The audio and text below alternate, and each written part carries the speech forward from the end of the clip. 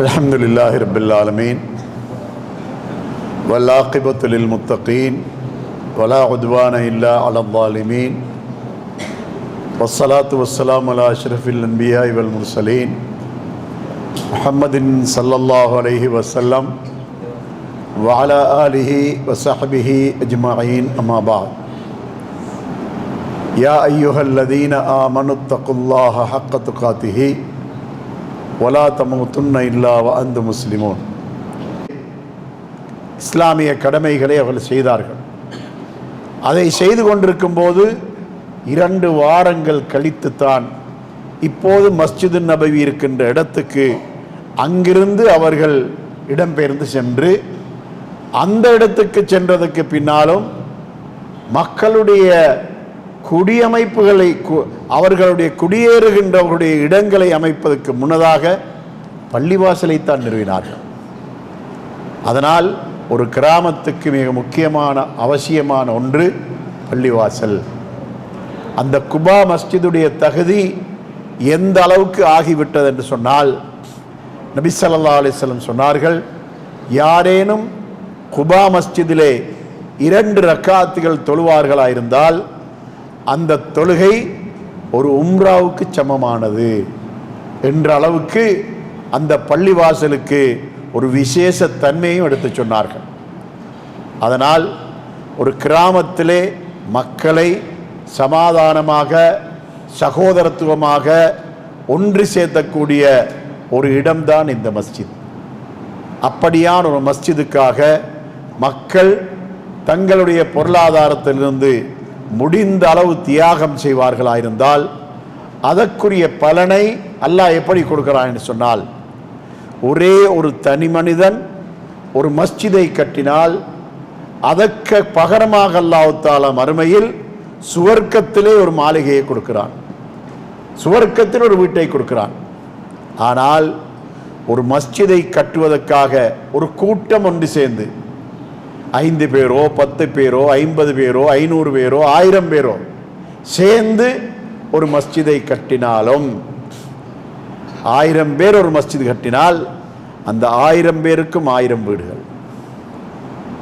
ஒரு மஸ்ஜிதை கட்டியவனுக்கு ஒரு வீடு கொடுப்பது போல ஒரு மஸ்ஜிதை கட்டுவதற்கு எத்தனை பேர் அதிலே அவர்களுடைய பொருளாதாரத்தை வழங்குகின்றார்களோ அத்தனை பேருக்கும் ஆளுக்கு ஒரு மஸ்ஜித்.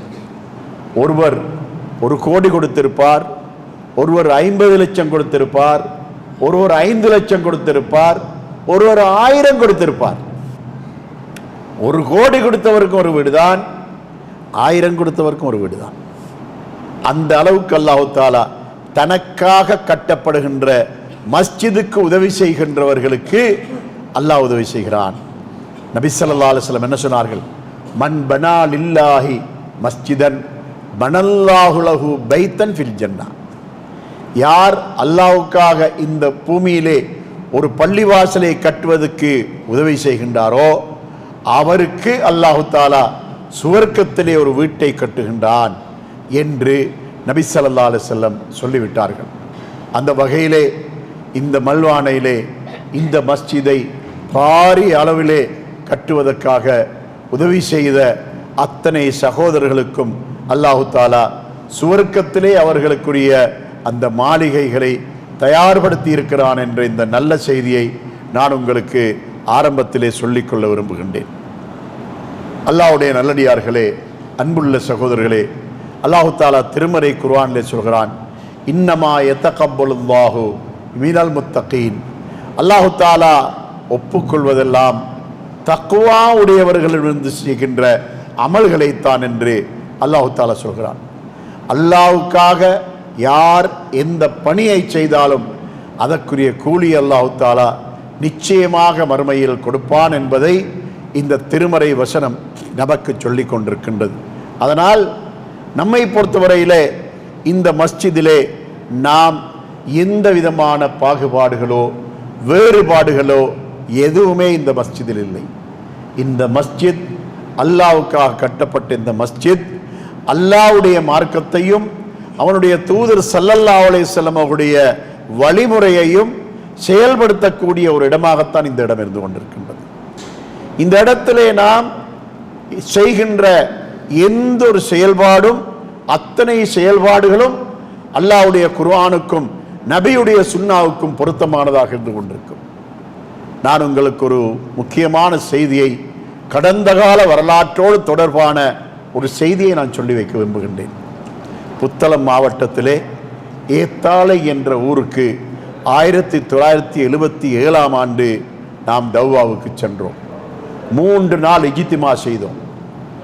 அங்கு சென்றபோது அந்த ஊர் மக்களுக்கு எங்களை பற்றி இல்லாத பொல்லாதவைகளை எல்லாம் சொல்லி அந்த மக்கள் எங்களுக்கு எதிரான நடவடிக்கைகளை மிக கடுமையாக எடுப்பதற்கு தயாராகி கொண்டிருந்தார்கள். அந்த நேரத்திலே ஜும்மாவுக்கு பின்னால் நான் எழுந்து அந்த மக்களுக்கு சலாம் சொல்லிவிட்டு அந்த மக்களை பார்த்து நான் சொன்னது என்ன தெரியுமா? உங்களை நாடி வந்திருக்கின்ற நாங்களும் முஸ்லிம்கள், இந்த சபையில் அமர்ந்து கொண்டிருக்கின்ற நீங்களும் முஸ்லிம்கள். ஒரு நாளைக்கு நீங்கள் ஐவேளை தொழுகின்றீர்கள், நாங்களும் ஐவேளை தொழுகிறோம். வருடத்திலே ஒரு மாதம் நீங்கள் நோன்பு நோக்கிறீர்கள், நாங்களும் நோன்பு நோக்கிறோம். நீங்கள் ஆயுளை உங்களுடைய ஹஜ்ஜி செய்கின்றீர்கள், நாங்களும் செய்கின்றோம். அப்படியானால் உங்களுக்கும் எங்களுக்கும் இடையில் என்ன முரண்பாடு? ஏன் எங்களோடு நீங்கள் கோபப்பட வேண்டும்? உங்களை கோபம் ஊட்டியிருக்கிறார்கள், சிலர் உங்களை கோபம் ஊட்டியிருக்கிறார்கள். ஆனால் மார்க்கம் என்ற வகையிலே உங்களுக்கும் எங்களுக்கும் இடையிலே சில கருத்து முரண்பாடுகள் உண்டு. அந்த கருத்து முரண்பாடு அடிப்படை அல்ல. 5 நேரம் தொழுவதை 4 நேரம் தொழ வேண்டும் என்றால் பிரச்சனை தான். ஒரு வருஷத்தில் ஒரு மாதம் நோன்பு நோக்க வேண்டும் என்பதை 15 நாள் நோற்றால் போதும் என்று சொன்னால் பிரச்சனை தான். ஆனா அப்படி ஒன்றும் சொல்லவில்லை. பேசி தீர்க்கக்கூடிய விஷயங்கள் மட்டும்தான் நம்மிடத்தில் இருக்கின்றன. அவைகளை பேசி தீர்க்கலாம் என்ற போது எங்களுக்கு எதிராக கொதித்துக் கொண்டிருந்த மக்கள் எல்லாம் அடங்கி அமைதியாகி 3 தினங்கள் இஜ்திமா நடத்துவதற்கு எல்லா வகையான ஒத்துழைப்புகளையும் எங்களுக்கு செய்தார்கள். சகோதரர்களே, மக்களை நாம் எப்படி அணுகுகிறோமோ அந்த அளவுக்குத்தான் மக்கள் நம்மளோடு இருக்க போகிறார்கள். அதனால மார்க்கத்திலே நாம் எது மார்க்கத்தில் இருக்கின்றதோ அதை மட்டும்தான் சொல்லுவோம், செய்வோம். அல்லாஹ்வுடைய தூதர் ஸல்லல்லாஹு அலைஹி வஸல்லம் அவர்கள் மார்க்கம் என்று எதை சொன்னார்களோ, எதை செயல்படுத்தினார்களோ அதைத்தான் செய்வோம். அதனால யாரெல்லாம் எங்களை பற்றி தப்பு தவறாக சொல்லுகிறார்களோ அதை யாரும் நம்பக்கூடாது. ஒரு முஸ்லிமுடைய பண்பு என்ன இருக்க வேண்டும் தெரியுமா? யாரை பற்றியாவது ஒரு செய்தி உங்களுக்கு கேள்விப்பட்டா அதை நீங்கள் 3ஆம் நபரிடத்தில் விசாரிக்க கூடாது. யாரிடத்தில் விசாரிக்க வேண்டும்? யாரை பற்றி கேள்விப்பட்டீர்களோ அவர்களிடத்தில் நேரடியாக கேட்க வேண்டும். கடந்த காலங்களில் கேட்பது என்று சொன்னா அவருடைய வீடு தேடி சென்று சிரமப்பட்டு தான் கேட்க வேண்டும். இந்த காலம் அப்படி கிடையாது. எல்லோருடைய கையிலும் மொபைல் போன் இருக்கிறது.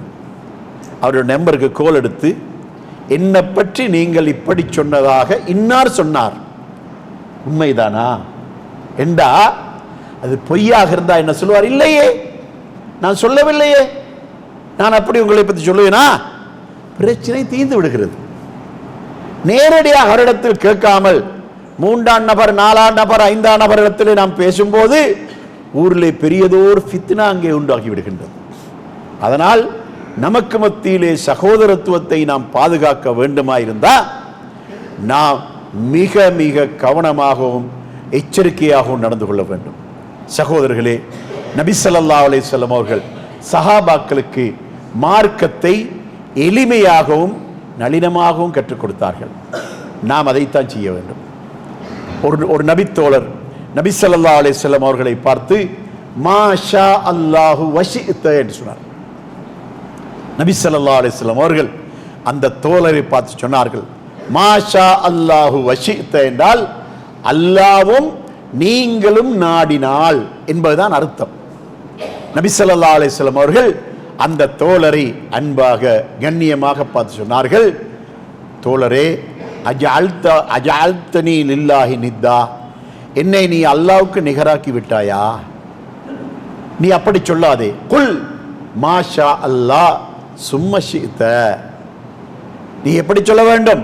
அல்லாஹ் நாடினால், பின்னர் நீங்களும் நாடினால், அப்படி சொல்லு. திருத்தி கொடுத்தார்கள். அதாவது ஒரு பிழை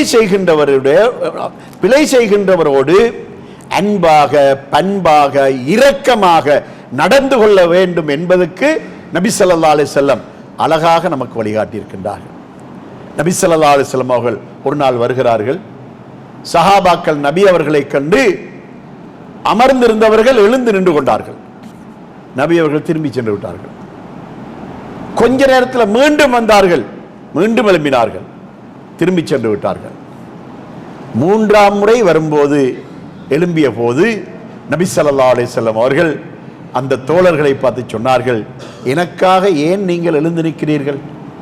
நானும் உங்களுக்கு சமமான ஒருவர் தான். அயல் நாடுகளில் இருக்கின்ற மன்னர்களுக்காக அந்த மக்கள் எழுந்து நின்று மரியாதை செய்வது போல எனக்கும் நீங்கள் மரியாதை செய்கின்றீர்களா? அப்படி செய்ய வேண்டாம்.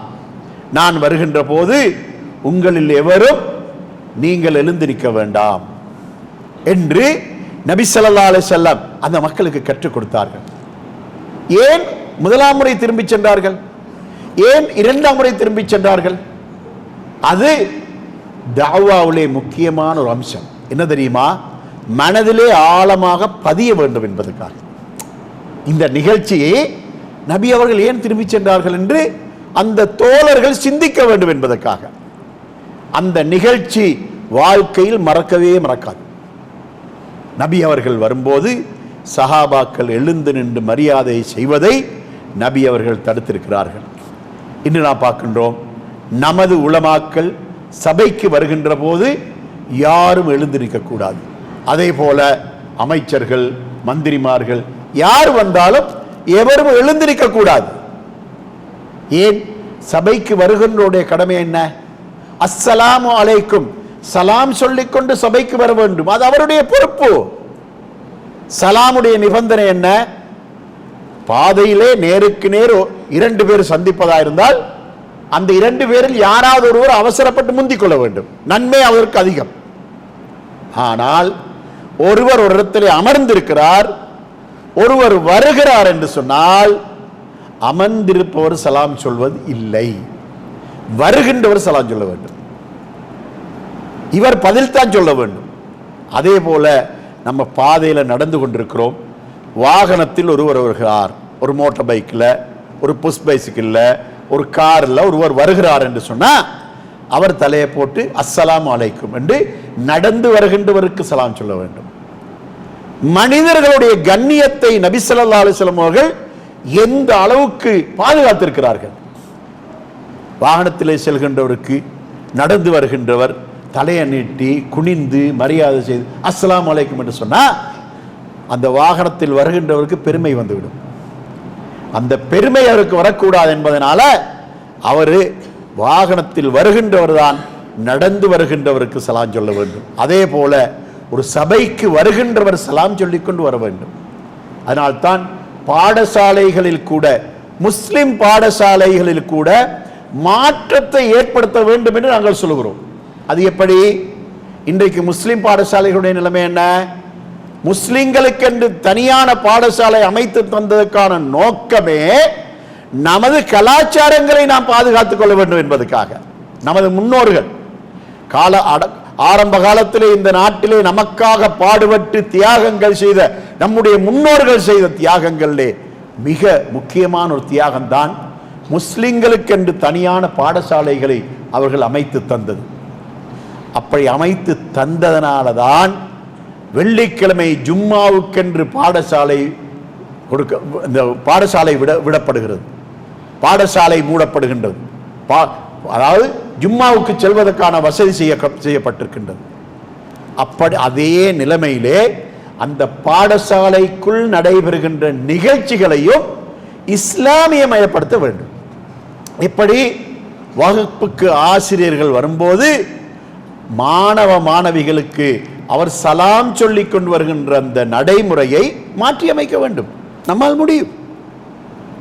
ஏனைய பாடசாலைகள் வெள்ளிக்கிழமை நாளையிலே ஏனைய 4 நாட்களிலும் எப்படி அந்த பாடசாலை விடுகிறார்களோ அதுபோல வெள்ளிக்கிழமை விடாமல் ஜும்மாவுக்கென்று தனியாக அந்த நேரத்தை ஒதுக்கி அவர்கள் அந்த பாடசாலையில் ஒரு நடைமுறை ஏற்படுத்த முடியுமாயிருந்தா ஏன் இந்த பாடசாலை நிர்வாகங்கள் ஆசிரியர்கள் வகுப்புக்கு வரும்போது மாணவர்கள் எழுந்திருக்க கூடாது என்று சொல்ல வேண்டும்? அதே போல மாணவர்கள் ஆசிரியர்களுக்கு சலாம் சொல்லக்கூடாது என்று அது மாற்றி அமைக்க வேண்டும். நம்மால் முடியும்.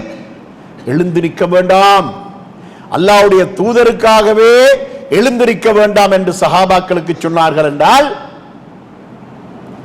நபி ஸல்லல்லாஹு அலைஹி வஸல்லம் அவர்களுடைய தகுதியை விட நம்முடைய ஆசிரியர்கள் தகுதியில் இருந்தவர்களா? அதனால ஆசிரியர் வகுப்புக்கு வரும்போது அஸ்ஸலாமு அலைக்கும் என்று சொல்லிக்கொண்டு மாணவர்கள் எழுந்திருக்கின்ற காட்சிகளை நாம் பார்க்கின்றோம். இது கண்டிப்பாக மாற்றி அமைக்கப்பட வேண்டும். பாடசாலை நிர்வாகங்கள் கண்டிப்பாக இதிலே முக்கிய கவனம் எடுக்க வேண்டும் என்ற இந்த நல்ல செய்தியை நான் உங்களுக்கு சொல்லிக் கொள்கின்றேன். சகோதரர்களே, ரசூலுல்லாஹி ஸல்லல்லாஹு அலைஹி வஸல்லம் அவர்கள் நமக்கு நல்ல பண்பாடுகளை அவர்கள் கற்றுத்தந்திருக்கின்றார்கள். அதாவது சஹாபாக்கள் எந்த அளவுக்கு நமக்கு சஹாபாக்களுடைய அந்த நடைமுறைகளை நபி ஸல்லல்லாஹு அலைஹி வஸல்லம் அவர்கள் மாற்றி அமைத்தார்கள் என்றால், அதாவது ஒரு யூதர் வருகின்றார். யூதர்கள் எப்போதுமே முஸ்லிம்களோடு எதிரானவர்கள். அன்று முதல் இன்று வரைக்கும் எதிரானவர்கள் தான், இப்போதும் எதிரானவர்கள் தான். நபி ஸல்லல்லாஹு அலைஹி வஸல்லம் அவர்களை கண்டால் யூதர்களுக்கு பிடிக்காது. ஒரு யூதர் வருகிறார், நபி ஸல்லல்லாஹு அலைஹி வஸல்லம் அவர்களை நோக்கி அஸ்ஸலாமு அலைக்கும் என்று சொன்னார். தெளிவாக சாம் என்று சொன்னா என்ன? மரணம், உமக்கு மரணம் உண்டாகட்டும், நீ நாசமா போ என்று சொல்றதுதானே. அப்படி சொல்ற வார்த்தையை சொன்ன உடனே நபி ஸல்லல்லாஹு அலைஹி வஸல்லம் அவர்கள் அமைதியாக வஅலைக்கும் என்று பதில் சொன்னார்கள். ஆயிஷா நாயகியோ கடுமையான ஆத்திரத்தோடு வஅலைக்கும் அஸ்ஸலாம் என்று சொன்னார்கள். நபி ஸல்லல்லாஹு அலைஹி வஸல்லம் அவர்கள் அந்த வந்த யூதர் நபி அவர்களோடு கதைத்து விட்டு சென்றதுக்கு பின்னால ஆயிஷா நாயகியை பார்த்து கேட்டார்கள், ஆயிஷாவே, நீ ஏன் வஅலைக்கும் அஸ்ஸலாம் சொன்னாய்? அல்லாஹ்வுடைய தூதரே, உங்களுக்கு விளங்கவில்லையா? அவன் அஸ்ஸலாமு அலைக்கும் என்று சொன்னதாக நீங்கள் கருதித்தான் நீங்கள் வஅலைக்கும் சொன்னீர்கள் நான் நினைத்தேன். இல்லை இல்லை, அவன் அஸ்ஸலாமு அலைக்கும் என்று சொன்ன எனக்கு தெளிவாக கேட்டது. நான் வஅலைக்கும் என்று ஏன் சொன்னேன் தெரியுமா? எது என் மீது ஏற்பட வேண்டுமோ அதுவே உன் மீதும் ஏற்படட்டும் என்பதுதான் வஅலைக்கும் என்று சொன்னால் அர்த்தம். ஒரு முஸ்லிம் அல்லாத ஒருவர் அஸ்ஸலாமு அலைக்கும் என்று சொன்னாலும் நாம வஅலைக்கும் என்று தான் சொல்ல வேண்டும். எந்த நோக்கத்தோடு சொன்னாயோ அந்த நோக்கம் உனக்கு உண்டாகட்டும். அதனால மக்களோடு கண்ணியமாக நடந்து கொள்ள வேண்டும். அவர்கள் எங்களுக்கு அழிவுக்காக அவர்கள் பிரார்த்தனை செய்தாலும் நாம அதே வார்த்தையை திருப்பி அவர்களுக்கு சொல்லக்கூடாது என்று நபி ஸல்லல்லாஹு அலைஹி வஸல்லம் அவர்கள் ஆயிஷா நாயகிக்கு எடுத்து சொன்னார்கள். சகோதரர்களே, மார்க்கம் என்ற விஷயத்திலே நமக்கு மத்தியிலே ஏதேனும் கருத்து முரண்பாடுகள் வந்தால் நமது பொறுப்பு என்ன, நமது கடமை என்ன? நாம் அதை கண்ணியமாகவும் பண்பாகவும் அதை பேசி தீர்த்து கொள்ள வேண்டும். திருமறை குர்ஆன் என்ன சொல்கிறது? ஃபஸ்அலு அஹ்ல திக்ரி இன் குந்தும் லா தஅலமூன். நீங்கள் அறியாதவர்கள் என்றால் அறிந்தவர்களிடத்திலே கேட்டு தெரிந்து கொள்ளுங்கள் என்று அல்லாஹ் தஆலா திருமறை குர்ஆனிலே சொல்கிறான். அதனால் மார்க்கத்தை போதிக்கின்றவர்கள் மார்க்கத்தை போதிக்கின்ற நேரத்திலே அதற்கு எதிரான கருத்துக்களை பேசுகின்ற போது மிக கவனமாகவும் எச்சரிக்கையாகவும் இருக்க வேண்டும். ஏனென்றால் மார்க்கத்தை சொல்லுகின்றவர்கள் அல்லாஹ்வுடைய குர்ஆனிலே இப்படி இருக்கிறது, நபி ஸல்லல்லாஹு அலைஹி வஸல்லம் அவருடைய வழிமுறையிலே இப்படி இருக்கிறது என்று நிரூபித்து காட்டி ஒன்றை சொன்னா நாம் அதை கவனமாகவும் சிந்தனையாகவும் ஏற்றுக்கொள்ள வேண்டும். எந்த அளவுக்கு இமாம்கள் நமக்கு வழிகாட்டி இருக்கின்றார்கள் என்று சொன்னால், அதாவது இமாம் மாலிக் ரஹிமஹுல்லாஹ் அவர்கள் ஒரு நாள் வகுப்பிலே உது செய்வது சம்பந்தமான பாடத்தை நடத்தி கொண்டிருக்கின்றார்கள். அவர்கள் அந்த பாடத்திலே கால்களை பூரணமாக கணுக்கால் வரைக்கும் கழுவ வேண்டும் என்ற அந்த பாடத்தை நடத்தின போது சபையிலே இருந்த ஒரு மாணவன் ஆசிரியரை பார்த்து கண்ணியமாக, இமாம் அவர்களே, நபி ஸல்லல்லாஹு அலைஹி வஸல்லம் அவர்கள் காலை கழுவும் போது விரல்களை குடைந்து கழுவினார்கள் என்ற அந்த ரிவாயத்தை அறிவிப்பாளர் வரிசையோடு சொல்லி காட்டினார். அப்போது இமாம் அவர்கள், மாணவன் எனக்கு இதை சுட்டி காட்டுகிறானே என்ற கௌரவ பிரச்சனையை பார்க்கவில்லை. ஏன்? தீன் அல்லாஹ்வுடையது, மார்க்கம் அல்லாஹ்வுடையது. ஆசிரியருக்கு தவறும் போது மாணவர் சுட்டி காட்டினால் அதை ஆசிரியர் கண்ணியமாக ஏற்றுக்கொள்ள வேண்டும் என்ற அந்த பண்பாட்டை இமாம் அவர்கள் சபையிலே நிரூபித்து காட்டினார்கள். அப்படியா, நீ அந்த ரிவாயத்தை பார்த்திருக்கிறாயா, அது உனக்கு நன்றாக தெரியுமா என்று உடனே தன்னுடைய முடிவை மாற்றிக்கொண்டார்கள். இமாம் மாலிக் ரஹிமஹுல்லாஹ் அவர்கள் தன்னுடைய முடிவை மாற்றிக் கொள்கிறார்கள். இமாம்கள் நமக்கு காட்டி தந்த நல்ல பண்பாடு. அதனால் இமாம்கள், அந்த இமாம்களை நாம் எந்த அளவு மதிக்கிறோம்.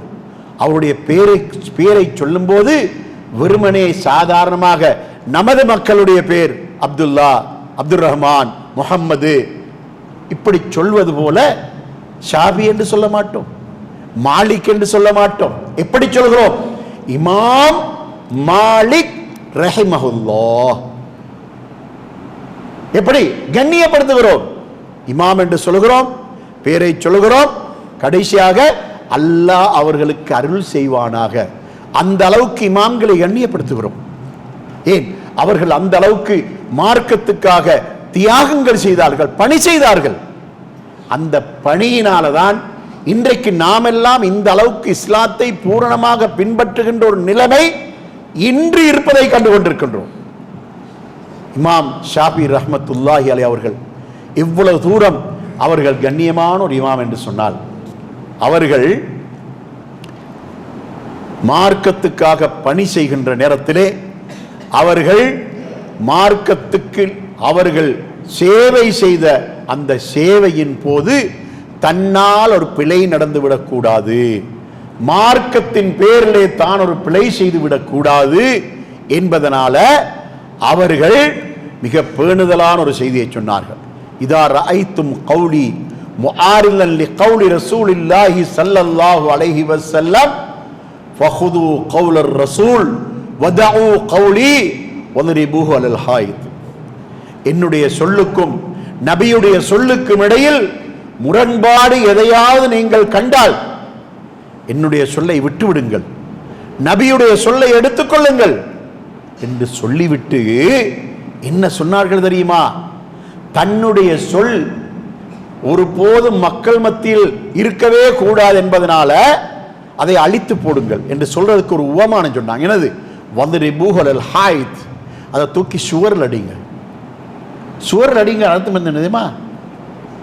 ஒரு கண்ணாடி விழுகுது, ரெண்டுக்கு வெடிக்குது, அதை ஒட்டுறதுக்கு கம் இருக்குது, ஒட்டினா ஒட்டிடும். ஆனால் இந்த கண்ணாடியை தூக்கி சுவரில் அடித்தா தூள் தூளா போயிடும், ஒட்ட முடியாது. அப்போ அந்த ஓமானம் என்னது? வத்ரிபூஹு அலல் ஹாயித். அதை தூக்கி சுவரில் அடிங்க, அழிச்சு போடுங்க.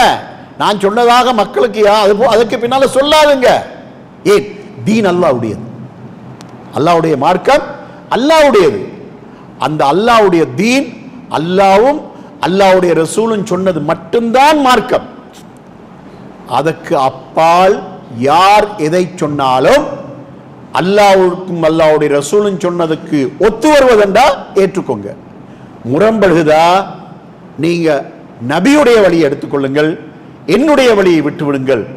இமாம் ஷாஃபி ரஹ்மத்துல்லாஹி அவர்கள் இன்னும் ஒரு செய்தியை சொன்னார்கள். இதா ரஅய்தும் கௌலி முஆரிதன் லிகௌலி ரசூலில்லாஹி ஸல்லல்லாஹு அலைஹி வஸல்லம் ஃபஇன்னி பரீஉம் மின்ஹு ஃபீ ஹயாத்தி வ பஅத மமாத்தி. என்னுடைய சொல்லுக்கும் நபியுடைய சொல்லுக்கும் இடையில் முரண்பாடு எதையாவது நீங்கள் கண்டீர்களாயிருந்தால், காண்பீர்களாயிருந்தால் அதிலிருந்து என்னுடைய ஹயாத்தின் போது நான் நீங்கிக் கொள்கிறேன், என்னுடைய மௌத்துக்கு பின்னாலும் நீங்கிக் கொண்டவனாவேன். ஹயாத்தின் போது நீங்கிக் கொள்கிறேன் என்ற அர்த்தம் என்ன? ஹயாத்தோடு இருக்கும்போது அந்த செய்தி எனக்கு வந்து சேர்ந்தா நான் வெளிப்படையாக உங்களுக்கு முன்னால் சொல்லிடுவேன், நான் அதை விட்டு நீங்கிட்டேன். நபியுடைய சொல்லுக்கும் என்னுடைய சொல்லுக்கும் என்ற முரண்பாடு வந்துட்டா நான் அதை விட்டு நீங்கிட்டேன் என்று நான் உங்களிடத்தில் பகிரங்கமாக சொல்லிடுவேன். நான் மௌத்தானதுக்கு பின்னால அப்படி ஒன்று நடந்தா நீங்கள் உடனே அதை விட்டுவிட வேண்டும். காரணம், அதை விட்டு நான் நீங்கிக் கொண்டவன் என்று இப்போதே உங்களுக்கு சொல்லிவிட்டேன் என்று இமாம் ஷாஃபி ரஹ்மத்துல்லாஹி அவர்கள் மார்க்கத்துக்கு அந்த அளவுக்கு அவர்கள் மிக கவனமாக சேவையாற்றி இருக்கின்றார்கள். அல்லாஹ்வுடைய நல்லடியார்களே, அன்புள்ள தோழர்களே, நமக்கு மத்தியிலே கருத்து முரண்பாடுகள் எது ஏற்பட்டாலும் அந்த கருத்து முரண்பாடுகளை கண்ணியமாக பேசி தீர்க்கின்ற பழக்கம் நம்மிடத்தில் இருக்க வேண்டும். அல்லாஹ் தஆலா திருமறை குர்ஆன் 4வது அத்தியாயத்தின் 59வது வசனத்திலே சொல்லி காட்டுகின்றான். யா அய்யுஹல்லதீன ஆமனு அத்தீஉல்லாஹ வ அத்தீஉர் ரசூல வ உலில் அம்ரி மின்கும். முஃமின்களே, நீங்கள் அல்லாஹ்வுக்கு வழிபடுங்கள், அல்லாஹ்வுடைய ரசூலுக்கு வழிபடுங்கள், உங்களை வழிநடத்துகின்ற நிர்வாகிகளுக்கும் வழிபடுங்கள். ஃபைன் தனாஸஅதும் ஃபீ ஷைஇன் ஃபருத்தூஹு இலல்லாஹி வர் ரசூலி இன் குன்தும் துஅ்மினூன பில்லாஹி வல் யௌமில் ஆகிர். நீங்கள் ஏதாவது ஒரு விஷயத்தில் கருத்து முரண்பாடு வந்தால் அதனை நீங்கள் அல்லாஹ்வின் பக்கமும் அவனுடைய ரசூலின் பக்கம் எடுத்து வாருங்கள். நீங்கள் அல்லாஹ்வையும் மறுமை நாளையும் விசுவாசம் கொண்டவர்களாக இருந்தால் இப்படியே செய்யுங்கள். கருத்து முரண்பாடு வந்தா நீங்கள் அதை எப்படி பார்க்க வேண்டும்? நபி அவர்கள் இந்த விஷயத்துக்கு சொன்ன ஆதாரம் என்ன, சரியாக இருக்கின்றதா ஏற்றுக்கொள்ளுங்கள், முரண்பாடாக இருக்கின்றதா நபியுடைய சொல்லை எடுத்துக்கொண்டு முரண்பட்டதை விட்டு விலகிக் கொள்ளுங்கள் என்று சொல்லிவிட்டு அல்லாஹ் இறுதியாக என்ன சொல்கிறான்? தாலிக கைருன் வஅஹ்ஸனு தஅவீலா, இதுதான் மிகச் சிறந்ததும் அழகான முடிவுமாகும் என்று அல்லாஹ் திருமறை குர்ஆனிலே சொல்லி காட்டுகின்றான். அல்லாஹ்வுடைய நல்லடியார்களே, அன்புள்ள தோழர்களே, அதனால மார்க்கத்தை நாம் முழுமையாக அல்லாஹ்வும் அல்லாஹ்வுடைய ரசூலும் எந்த வடிவத்தில் இந்த மார்க்கத்தை நமக்கு சொன்னார்களோ அந்த அமைப்பிலே இதை பின்பற்றுவதற்காக நம்மை நாம் தயார்படுத்திக் கொள்ள வேண்டும். அதனால் அல்லாஹ்வுடைய தீனை நாம் முழுமையாக பின்பற்ற வேண்டும். இந்த தீன் எப்படி முழுமை பெற்று விட்டது என்பதை அல்லாஹ் தஆலா நமக்கு சொல்வதற்காக நபி ஸல்லல்லாஹு அலைஹி வஸல்லம் அவர்களுடைய தாவாவை நமக்கு எடுத்துச் சொல்கின்றான். அந்த தாவா என்ன? அவர்கள் தங்களது 40வது வயதிலிருந்து தொடங்கி 63வது வயது வரைக்கும் அவர்கள் இந்த இஸ்லாமிய பணியை செய்திருக்கின்றார்கள். இந்த இஸ்லாமிய பணியை செய்துவிட்டு அதற்கு பின்னால அவர்கள் மௌத்தாகிவிட்டார்கள். இந்த அவர்களுடைய மௌத்துக்கு 81 நாட்களுக்கு முன்னதாக அவர்கள் ஹஜ்ஜிலே இருக்கின்ற போது அருளப்பட்ட வசனம்தான் 5வது அத்தியாயத்தின் 3வது வசனம். அந்த 3வது வசனத்தின் ஒரு பகுதி, அல் யௌம அக்மல்து லக்கும் தீனக்கும் வ அத்மம்து அலைக்கும் நிஅமதி வ ரதீது லக்குமுல் இஸ்லாம தீனா. முஹம்மது வ அலா ஆலி முஹம்மத் கமா ஸல்லைத அலா இப்ராஹிம் வ அலா ஆலி இப்ராஹிம் பாரிக் அலா முஹம்மத் வ கமா பாரக்த அலா இப்ராஹிம் வ அலா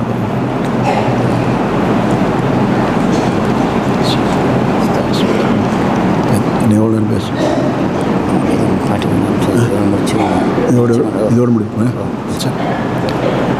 ஆகவே சகோதரர்களே, நபி ஸல்லல்லாஹு அலைஹி வஸல்லம் அவர்கள் மரணிப்பதற்கு 81 நாட்களுக்கு முன்னால் நடைபெறுகின்ற நிகழ்ச்சி.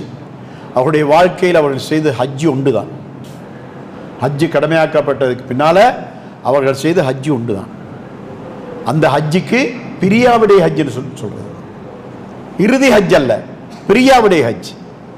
இறுதி ஹஜ்ஜின் அர்த்தம் என்ன? இதுக்கு முன்னாலும் ஹஜ்ஜிகள் செய்திருக்கிறார்கள், அந்த ஹஜ்ஜு தான் இறுதி ஹஜ் என்பது அர்த்தமாயிடும். இல்லை, பிரியாவிடை ஹஜ். வதா என்ன சொன்னா பிரியாவிடை. என்ன பிரியாவிடை? அந்த ஹஜ்ஜோடு மக்களிடமிருந்து அவர்கள் செய்த உபதேசம் பிரியாவிடையான உபதேசமாக இருந்தது. அடுத்த ஹஜ்ஜிக்கு அவர்கள் ஹயாத்தோடு இருப்பார்களா இல்லையா என்பதில் அவர்களுக்கு சந்தேகம் வந்துவிட்டது. நபி ஸல்லல்லாஹு அலைஹி வஸல்லம் அவர்களுக்கு அல்லாஹ் இந்த வசனத்தை இறக்குகிறான். எப்படி? அல் யௌம அக்மல்து லக்கும் தீனக்கும் வ அத்மம்து அலைக்கும் நிஅமதி வ ரதீது லக்குமுல் இஸ்லாம தீனா. இன்றைய தினம் உங்களுக்கு உங்களது மார்க்கத்தை நான் பரிபூர்ணப்படுத்தி விட்டேன்.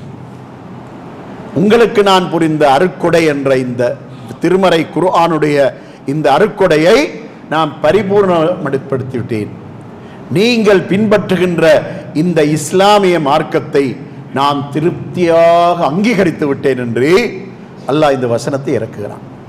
இப்பொழுது அல்லாஹ்வின் புறத்திலிருந்து அவன் இறக்க வேண்டியவைகளை 100% பரிபூரணமாக இறக்கியதாக அவன் உறுதிப்படுத்தினதுக்கு பின்னால நபி ஸல்லல்லாஹு அலைஹி வஸல்லம் அவர்களும் தன் மீது இறக்கப்பட்ட எல்லாவற்றையும் பூரணமாக அல்லாஹ்விடத்திலே அவர்கள் எத்தி வைத்ததாக மக்களுக்கு மத்தியிலே நிரூபித்து காட்ட வேண்டும் அல்லவா? எப்படி நிரூபித்து காட்டினாலும் தெரியுமா? சஹாபாக்களை பார்த்து கேட்கிறார்கள், அல்லாஹ் தஆலா என் மீது அருளிய அவனுடைய வஹி அனைத்தையும் நான் உங்களுக்கு பரிபூர்ணமாக எத்தி வைத்து விட்டேனா என்று கேட்டார்கள். சஹாபாக்கள் சொன்ன அழகான பதில் என்ன தெரியுமா? அத்தைத்தல் அமானா பல்லகத்தல் உம்மா. அல்லாஹ்வுடைய தூதரே, உங்கள் மீது அல்லாஹ் சுமத்திய அமானிதத்தை நீங்கள் நிறைவேற்றி விட்டீர்கள். இந்த தஅவா, இந்த நபித்துவம், இந்த அமானிதத்தை நீங்கள் பூரணமாக நிறைவேற்றி விட்டீர்கள்.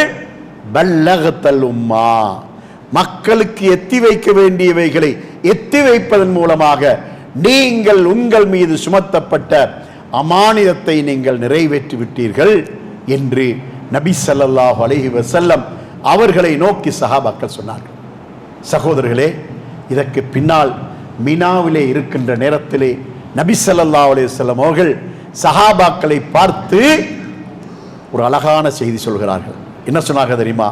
லித்தஅஹுது அன்னி மனாசிகக்கும் ஃபஇன்னி லா அத்ரி லா ஹஜ்ஜு பஅத ஹஜ்ஜதி ஹாதி. நான் செய்கின்ற இந்த ஹஜ்ஜுடைய நடைமுறைகளை நீங்கள் முழுமையாக கற்றுக்கொள்ளுங்கள். ஒன்று விடாமல் எல்லாவற்றையும் பரிபூர்ணமாக கற்றுக்கொள்ளுங்கள். ஏனென்றால் அடுத்த வருடம் உங்களோடு சேர்ந்து ஹஜ்ஜி செய்வதற்கு நான் ஹயாத்தோடு இருப்பேனா இல்லையா என்பதை நான் அறிய மாட்டேன் என்றார்கள். நபி அவர்கள் அப்படி சொன்னதுக்கு காரணம் என்ன தெரியுமா? நபி அவர்கள் அனுப்பப்பட்ட நோக்கம் மார்க்கத்தை எத்தி வைப்பதற்கு தானே, அது பரிபூர்ணப்படுத்த விட்டது தானே. இனி நபி அவர்கள் ஹயாத்தோடு இருப்பதற்கு தேவையில்லை, வந்த வேலை முடிந்து விட்டது. அதனால் தனக்கு அடுத்த ஹஜ்ஜி கிடைக்காது என்ற ஒரு சந்தேகம் அவர்களுக்கு வந்துவிட்டது. அதனால சொன்னார்கள், அடுத்த வருடம் உங்களோடு சேர்ந்து ஹஜ்ஜி செய்வதற்கு நான் ஹயாத்தோடு இருப்பேனா இல்லையா என்பதை நீங்கள் அறிந்து கொள்ள மாட்டீர்கள். அதனால இந்த ஹஜ்ஜுடைய நடைமுறையை ஒன்று விடாமல் முழுமையாக நீங்கள் கற்றுக்கொள்ளுங்கள், தெரிந்து வைத்துக் கொள்ளுங்கள், மனப்பாடமிட்டுக் கொள்ளுங்கள், மறக்காமல் இருந்து விடுங்கள் என்ற அளவுக்கு சொன்னார்கள் என்பதை பார்ப்பதிலிருந்து நமக்கு என்ன விளங்குகிறது தெரியுமா? இமாம் மாலிக் ரஹிமஹுல்லாஹ் அவர்கள் ஒரு அழகான செய்தி சொன்னார்கள். இதை வாழ்க்கையில் ஒருபோதும் யாரும் மறந்துவிடக்கூடாது. ஒரு அழகான செய்தி. என்ன சொன்னார்கள் தெரியுமா? அன்று நபி ஸல்லல்லாஹு அலைஹி வஸல்லம் அவருடைய காலத்திலே எது மார்க்கமாக இருந்ததோ அதுதான் இன்றைக்கும் மார்க்கம், இதற்கு பின்னால் மறுமையில் ஏற்படுகின்ற வரைக்கும் மார்க்கம் என்று சொன்னார்கள். அதனால மார்க்கம் என்று நாம் செய்வது எதுவாயிருந்தாலும் அல்லாஹ்வுடைய தூதர் இப்படி செய்தார்களா என்பது நமக்கு உறுதியாக தெரிந்த நிலைமையில் தான் நாம் அதை செயல்படுத்த வேண்டும். ஏதாவது ஒரு செயல்பாட்டை நபி அவர்கள் செய்யவில்லை என்று சொன்னால் நாம் அதை விட்டு விடுவது கடமை, செயல்படுத்தாமல் இருப்பது கடமை. அல்லாஹ்வுடைய தூதர் ஸல்லல்லாஹு அலைஹி வஸல்லம் அவர்கள் மிக கடுமையாக எச்சரிக்கை செய்திருக்கின்றார்கள். தான் செய்யாத எதையும் மார்க்கம் என்று பேரிலே செய்வதை அவர்கள் தடை செய்திருக்கின்றார்கள். அதனால் நமக்கு மார்க்கம் என்பதற்கு அல்லாஹ்வுடைய ரசூல் ஒரு வேலி போட்டார்கள். அது என்ன வேலி? தங்களது 40வது வயதிலிருந்து தொடங்கி 63வது வயது வரைக்கும் அவர்கள் மார்க்கத்தை சொன்னதுக்கு ஒரு வேலி போட்டார்கள். அந்த வேலி தான் மார்க்கம். அந்த வேலியை உடைத்து கொண்டு வெளியே வந்து வேறு வேறு நடைமுறைகளை செய்தால் அது மார்க்கமாக முடியாது. அதே நேரத்திலே அல்லாஹ்விடத்திலே அத்தகையவர்கள் தப்பவும் முடியாது. எனவே நமக்கு எவ்வளவு தேவை? அல்லாஹ்வும் அல்லாஹ்வுடைய ரசூலும் சொன்னது மட்டும்தான் நமக்கு தேவை. ஒரு சிறிய உதாரணத்தை சொல்லி நான் முடித்துக் கொள்கின்றேன். அது என்ன தெரியுமா? உமர் ரலியல்லாஹு அன்ஹு அவர்கள் ஹலீஃபாவாக இருக்கிற நேரத்தில் ஒரு கூட்டத்தோடு சேர்ந்து உம்ராவுக்கு வருகிறார்கள். வருகின்ற வழியில் கால்நடை தானே, கால்நடையில் தான் வருவாங்க. 8 நாள் பயணம் மதீனாவிலிருந்து மக்காவுக்கு. வருகின்ற போது லுஹருடைய நேரத்திலே தொழுகைக்காக ஒரு இடத்திலே நிறுத்தினார்கள். எல்லோருமாக ஜமாத்தாக லோர் 2 ரக்காத்தும் அசர் 2 ரக்காத்தும் கஸ்ரு செய்து அவர்கள் தொழுகிறார்கள். தொழுது முடிந்து எல்லோரும் தங்களுடைய வாகனங்களுக்கு, அதாவது குதிரை அல்லது கழுதை அல்லது ஒட்டகை, அதுக்கு ஏறுறதுக்காக வர்றாங்க. வரும்போது ஒருவர் 2 ரக்காத் சுன்னத் தொழுது கொண்டிருக்கிறார். உமர் ரலியல்லாஹு அன்ஹு அங்கிருந்த தங்களுடைய சில தோழர்களுக்கு சொல்றாங்க, நண்பர்களுக்கு சொல்றாங்க, அந்த 2 ரக்காத் தொழுகிறாரே அவரை விட்டுட்டு போட்டு வர சொல்லுங்க.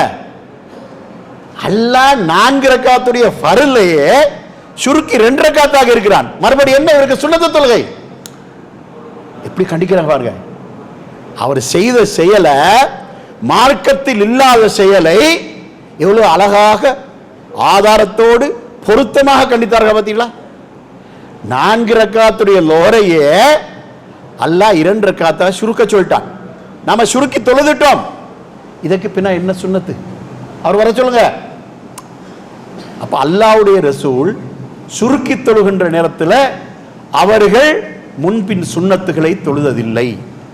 ஃபஜ்ருடைய 2 ரக்காத் சுன்னத்தை தவிர. ஃபஜ்ருடைய 2 ரக்காத் சுன்னத்தையும் ஊரில் இருக்கின்ற போதும் தொழுதார்கள், பிரயாணத்திலும் தொழுதார்கள்.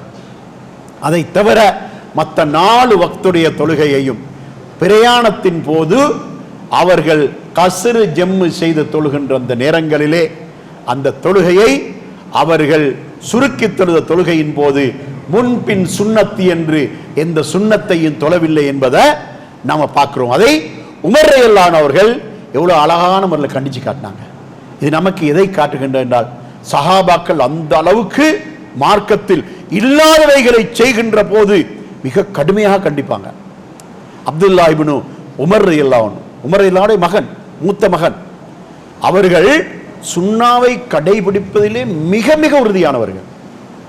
ஒரு நாள் அவர்களுக்கு முன்னால ஒருவர் தும்முறார். தும்மிட்டு அல்ஹம்துலில்லாஹ் வஸ்ஸலாத்து வஸ்ஸலாமு அலா ரசூலில்லாஹ், அல்லாஹ்வுக்கே எல்லா புகழும் என்று சொல்லிட்டு நபியின் மீது ஸலவாத்தும் ஸலாமும் உண்டாகட்டன்னு சொன்னார். நபியின் மீது ஸலவாத்தும் ஸலாமும் உண்டாகட்டான்னு சொல்றதுக்கு ஒரு குற்றமா? கூடாத செயலா? கூடாத வார்த்தையா? நல்ல வார்த்தை தானே. ஆனால் உமர் ரலியல்லாஹு அன்ஹு உடனே கண்டிச்சாங்க. அந்த அப்துல்லா பின் உமர் ரலியல்லாஹு உடனே கண்டிச்சாங்க, நிறுத்து, அப்படி சொல்லாதே. அல்லாஹ்வுடைய தூதர் ஸல்லல்லாஹு அலைஹி வஸல்லம் அவர்கள் நமக்கு கற்றுத் தந்திருப்பது தும்மினவர் அல்ஹம்துலில்லாஹ் என்று சொல்ல வேண்டும் என்று மட்டும்தான் கற்றுத் தந்திருக்காங்க. அதனை வஸ்ஸலாத்து வஸ்ஸலாம் அலா ரசூலில்லாஹ் என்று அதிகப்படுத்தாதே, கண்டிக்கிறாங்க. ஆகவே சகோதரர்களே, உங்களுக்கு நான் இறுதியாக செய்கின்ற ஒரு நசீஹத்து, என்னுடைய அறிவுரை என்னவென்றால், அல்லாஹ்வும் அல்லாஹ்வுடைய ரசூலும் எதை மார்க்கம் என்று சொன்னார்களோ அதனோடு நம்முடைய மார்க்க நடைமுறைகளை நிறுத்திக் கொள்ள வேண்டும்.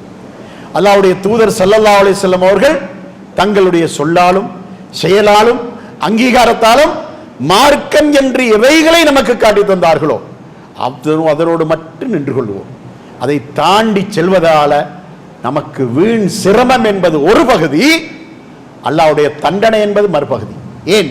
என்னுடைய தூதரை கொண்டு நான் உங்களுக்கு மார்க்கம் என்றொன்றை காட்டி தந்திருக்கும் போது என்னுடைய தூதர் செய்யாதவைகளை மார்க்கம் என்ற பெயரில் ஏன் செய்தாய் என்ற கேள்வியை அல்லாஹ் கேட்காமல் விடமாட்டான். இந்த சபையிலே வந்திருக்கின்ற எல்லா சகோதரர்களுடைய அமல்களையும் இபாதத்துகளையும் எதிர்காலத்தில் இருக்கின்ற ரமலானுடைய காலத்துடைய இபாதத்துகளையும் அல்லாஹ் கபூல் செய்வானாக என்று வேண்டி விடைபெறுகிறேன். வஆகிரு தஅவானா அனில் ஹம்துலில்லாஹி ரப்பில் ஆலமீன்.